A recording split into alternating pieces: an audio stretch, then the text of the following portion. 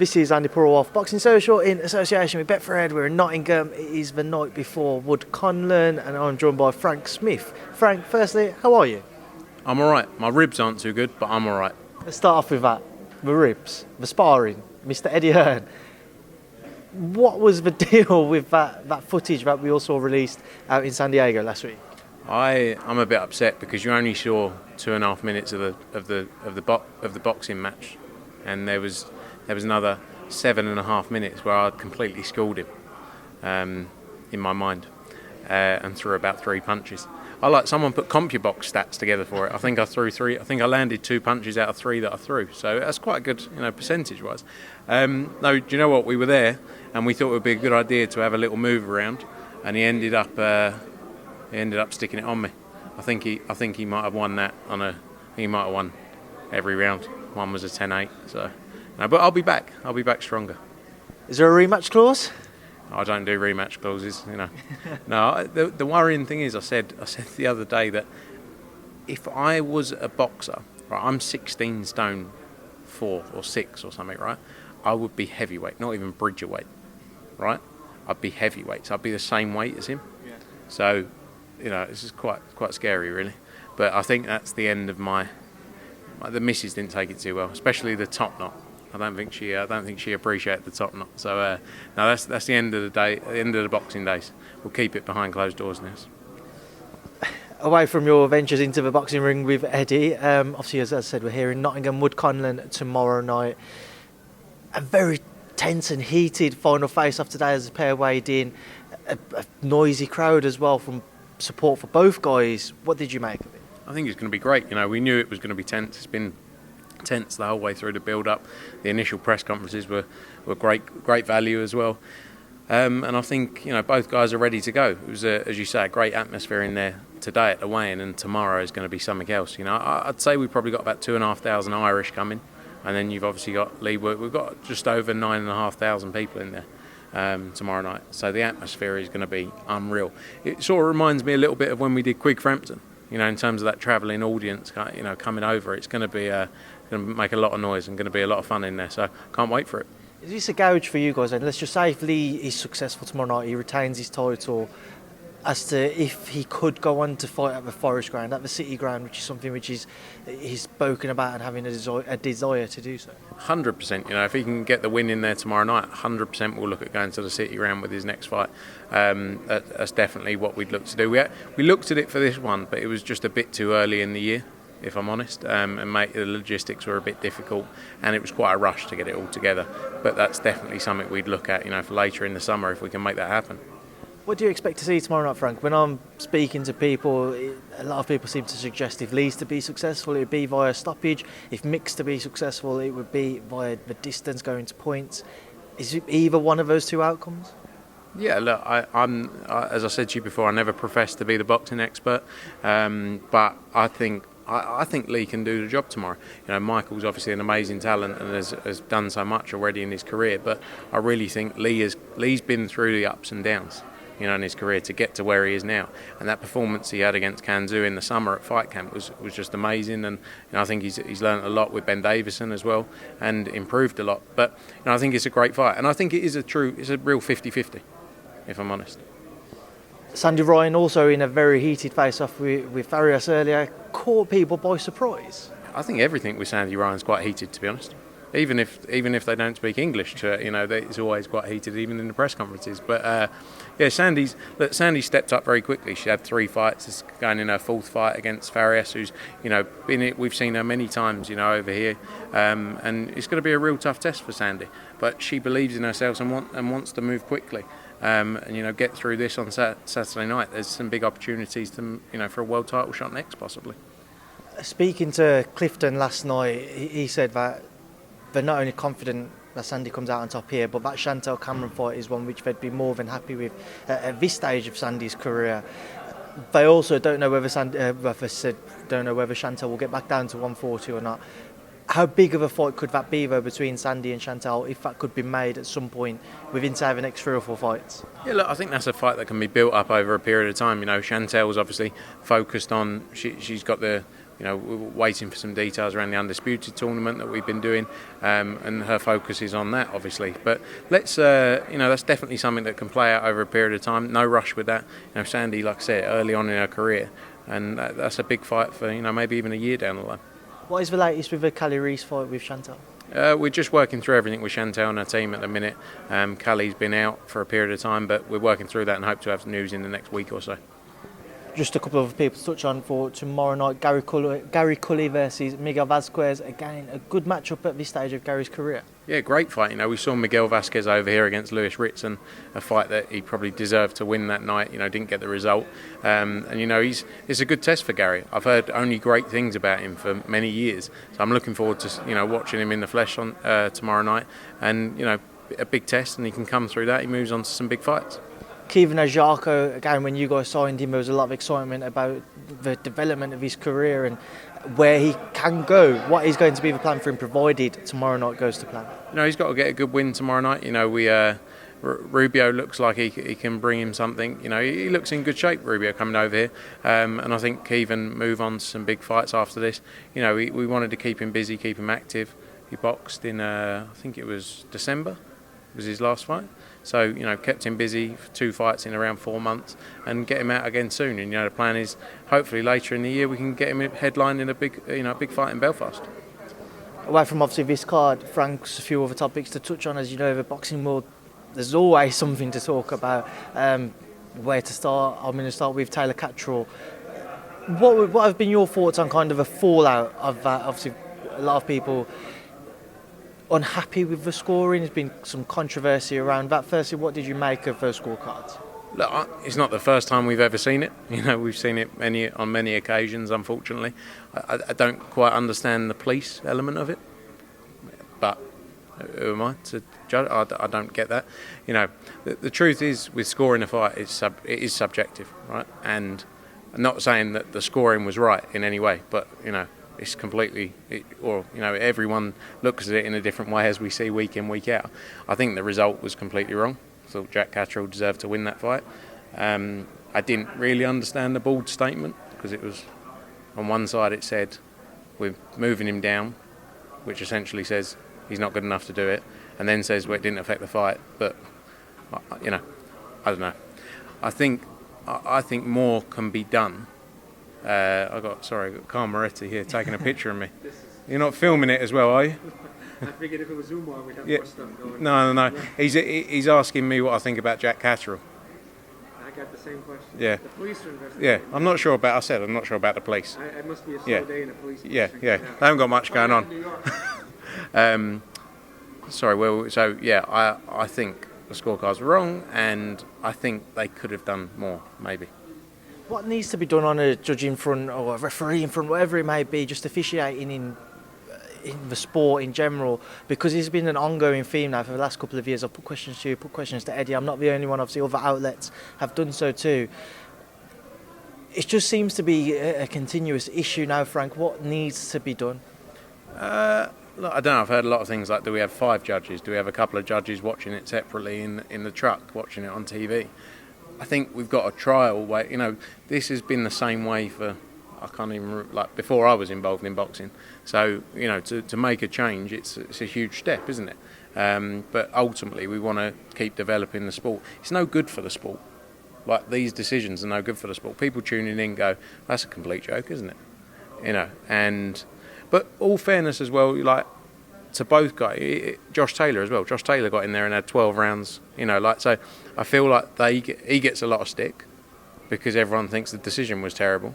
He got in there and did, he felt he won the fight, but he shouldn't get the stick that he gets. And saying, so it's a hard one. He's not judging the fight. You just need competent people judging the fights, and ultimately we come under a lot of fire as promoters, all promoters, not just us, but that was a top ranker boxer show. We don't select the judges, we don't go, oh, we'd like him, her to do this one, so it's it's out of our hands in a lot of ways, but we will continue to work hard with the both the governing bodies, sanctioning and the sanctioning bodies to try and improve it, because like I say, it's not good for the sport. So I can't tell you how we change it, but all I can say is we all want to change it and we all want to make it better. I know obviously you've just said that you don't select the judges who will be there on Fight Night, but we'll touch on that more so after. But we've seen Frank Warren confirm there will be no British judge for the bout with Dillian Whyte. What are your thoughts on that? No British judge for Tyson versus Dillian?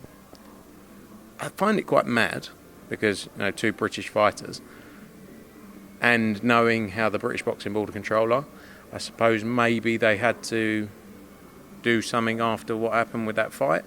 I know from working, doing a lot of fights that we do, the standard rule is you have a British ref, a British judge, and two, international judges, maybe one of the country of the opponent fighter. But look, I find it strange that there's no British official, but every case is different. I'm sure they had reasoning behind that and why they made that decision. Brook 2.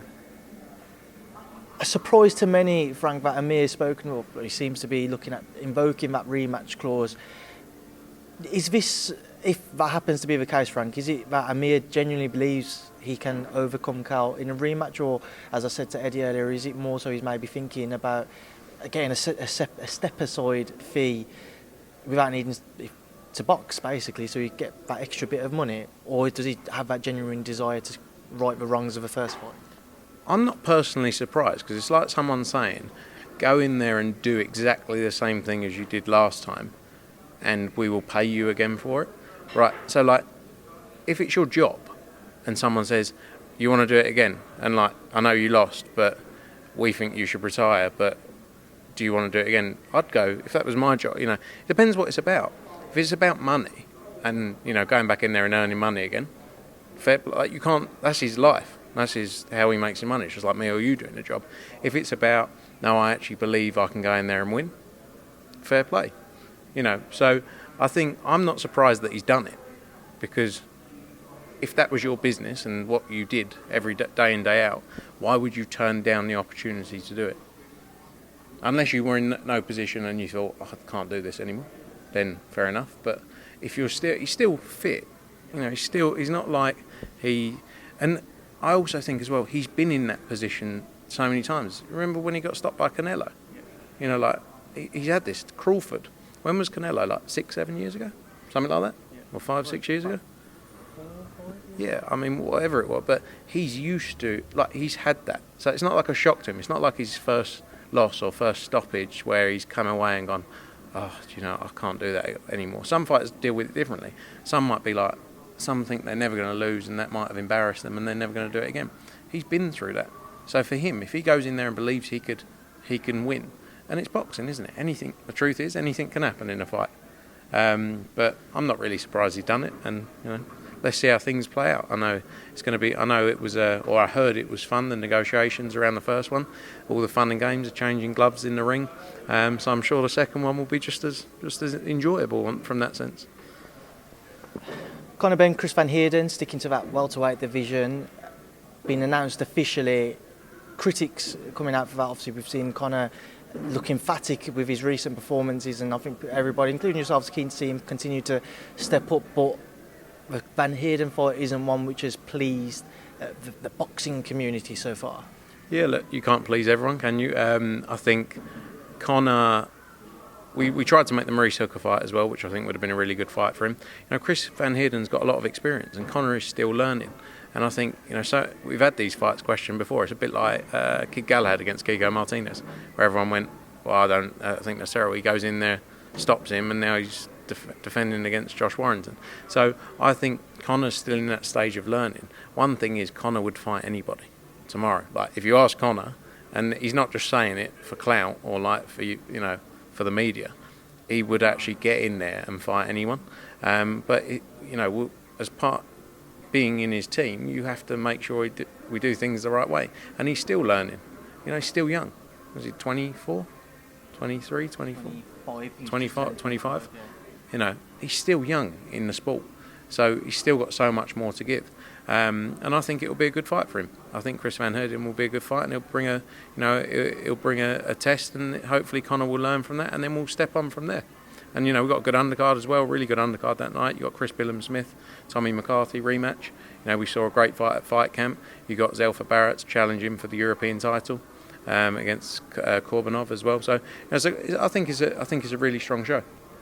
I think the critics in Chris Van Heerden's case have come from kind of that lack of activity that he's had over the last few years. He had a couple of 8-rounders and the no contest with Jaron Ennis after that first round. But moving forwards, kind of said to me he was happy to face somebody like a Mikey Garcia or a Danny Garcia in this fight. Is that realistic for his next opponent, somebody like that?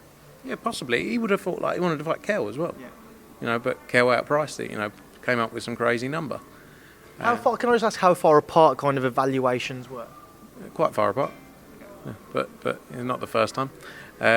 But Kell's got his thing going. This is Kell's point in his career where, he's gone in there. I believed he was always going to beat Amir Khan, by the way, and this is his time now to capitalise on that as well. I think that's a possible fight. I actually think the Amir Khan fight for Conor Benn is still a big fight. It's still, in terms of the public getting behind it, I still think that's a massive fight. So all these fights out there for Kell, and the names you mentioned there, Mikey Garcia, Danny Garcia, they're all possible. So let's see it, get through April 16th and then move from there. But it can't look past April 16th. Moving on to those heavyweights, Frank, we touched on briefly earlier. Obviously, everybody's been asking Eddie for updates. Just on your front, anything since I spoke to Eddie 4 or 5 hours ago with regards to an update from Alexander Usyk's team as to where things currently stand with that AJ rematch? No, same as what he would have told you. Obviously, Usyk has got much more important things going on. And our thoughts completely with him, his family and everyone affected by the situation. So much bigger than boxing. And I think we just have to, let's see how things, as soon as we know, people will know what's happening. But it's hard to plan without a structure of what are we looking at. It's hard to say what kind of opponent you'd look at an interim fight without knowing are we a month, 2 months, 3 months delay. So I think let's see how things go on that end. And like I say, Usyk, much more important things than boxing right now, and our thoughts with him and everyone affected. 100%, and I'll echo those words as well, Frank. But on that AJ front, there's obviously talk about potential interim fights. Eddie listed off a number of names, i.e. Deontay Wilder, Joe Joyce, Luis Ortiz, Otto Wallin. What do you think would be the most realistic out of those names on the British perspective? I'm sure fans would love to see the Joe Joyce one, but the Deontay Wilder one would still gain a lot of attention. But speaking to Dave Caldwell earlier, he said as a fan he'd like to see the Wilder or Joyce ones if Usyk obviously can't fight immediately. But what would be better for AJ in his career would to face a southpaw like a Wallin or an Ortiz, just to give himself another camp to get used to what he's got to prepare for when Alexander may be ready to step back into the ring. Look, I think it comes back to as well how much time, what are we looking at here, in terms of time frames.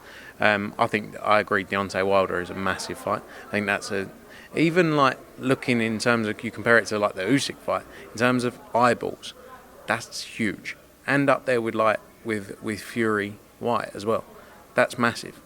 And I think all these heavyweights, win, lose, draw, whatever happens, there's 5 or 6 of them that are going to go round and round. There's so many big fights still to be made. So I think let's see, like I say, time frames.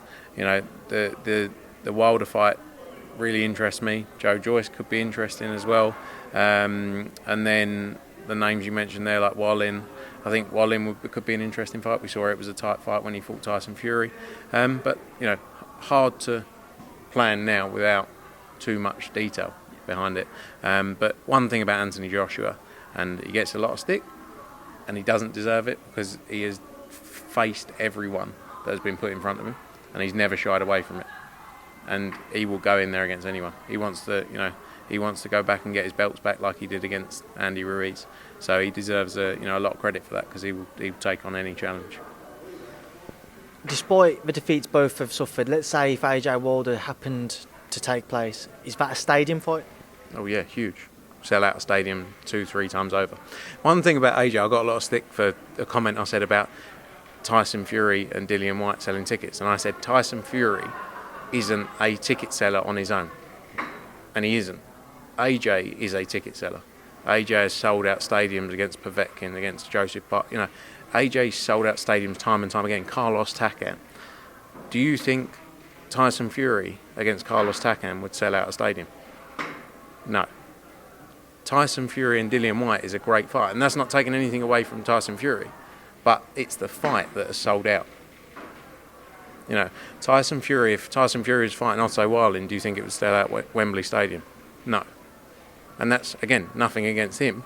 AJ is just a huge draw, and he always has been. And he is why, a big part of why boxing is where it is in the UK, in my eyes. And I know I'll get a lot of stick for that, saying that about Tyson Fury from all his fanboys, but I think, you know, AJ against any of these heavyweights is a stadium fight.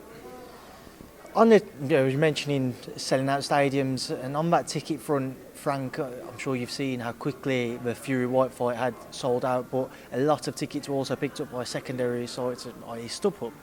What are your thoughts, obviously, as you guys yourself have come in for criticism with that in past, with Anthony Joshua fights, obviously seen it again in this case with Fury White? I mean, in Frank Warren's eyes, it's terrible, isn't it?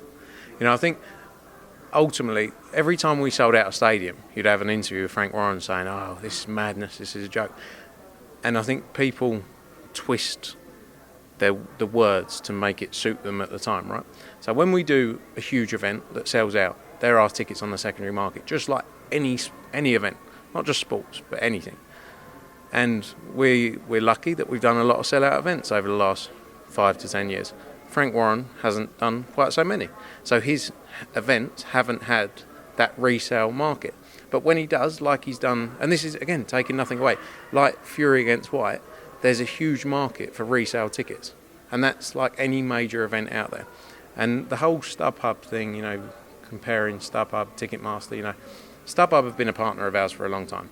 StubHub sell tickets for us as a primary partner. So say we've got 100,000 tickets at £40. We put them on StubHub. That's just a made-up number. I'm not saying there's 100,000, but put them on StubHub. And StubHub sell them at the face value with a booking fee, like any other ticket company. And then we get the face value. And that they sell directly to the consumer. So you could buy them, I could buy them, whoever. Then they have a secondary part of their business, which you could buy them primary, resell them. It's no different. Ticketmaster have a primary part of their business, and they have a secondary part.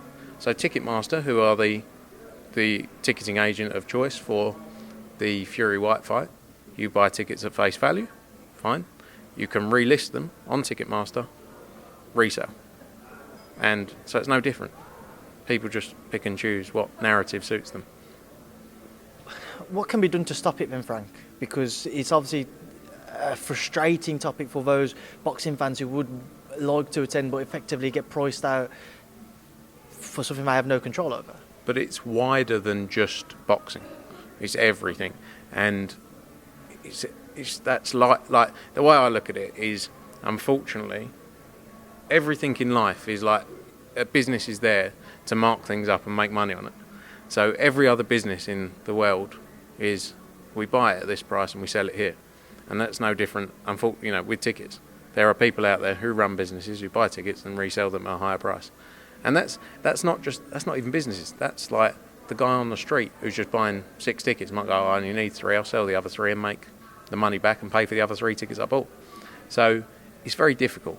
Like football's the only area where it's sort of managed a bit because of football fans.